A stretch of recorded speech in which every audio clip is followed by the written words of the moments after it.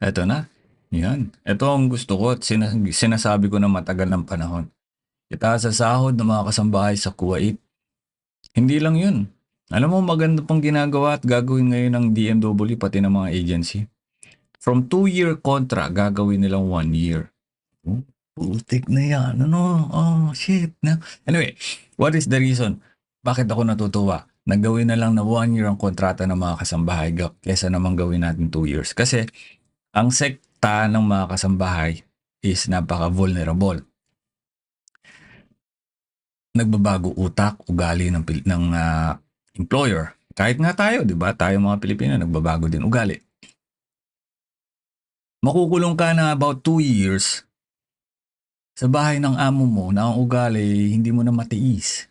So talagang gusto mo nang umalis, 'di ba? Ngayon, if meron tayong 1 year contract na lang, ngayon nagustuhan ni worker, nasa kanya na yun kung gusto niya mag-renew pa or hindi, bumalik. Right after the first contract, nasa kanya na yun. Okay? Now, kung gagawin natin ito, tapos yung sahod, hindi natin itataas, teka lang, mapapaisip ka rin kahit papaano. Baka wala na ho itong maipon. Alam niyo naman ho, pamilya natin sa Pilipinas, pag nag-abroad ka, hindi ka dapat pumalya sa padala mo. 'Di ba? Pag nag-abroad ka, umapak ka pa lang sa eroplano, mayaman ka na agad, milyonaryo ka na agad, 'di ba?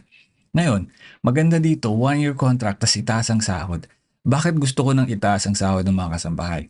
Kasi ang reklamo ni Rafi Tulfo ninyo, bakit may mga employer daw na umaasa lang sa pension sa Kuwait, ng bansang Kuwait, no? Pension mula sa gobyerno. Tapos, hindi naman pala kaya magpasahod. Bakit nabibigyan pa ng worker? Hindi naman natin masabi na bago pa man ito magkaroon ng pension, eh may trabaho naman siguro nung nag-apply ito ng kasambahay sa agency. Na-fulfill niya yung requirements, blah blah blah. Kaya nabigyan siya ng worker. Ngayon, sa liit kasi ng sahod ng mga kasambahay sa Kuwait, pagpalagay na natin nagre-range siya ng 120 KD hanggang 140 KD. So approximately naglalaro lang siya ng 22,000 pesos, 25, 26, 27. Sabihin na natin ganun. Pero kung gagawin natin na 150, 160 KD, ang unang sahod ng mga to for first time na kasambahay sa Kuwait. Ba, teka lang, mapapaisip itong si employer. Lo, bakit ang mahal naman ng sahod ng mga ito? Ano to, ginto? Siyempre, ginto kayo. Diba? Sabi nga ni Senator Rapi Tulfo,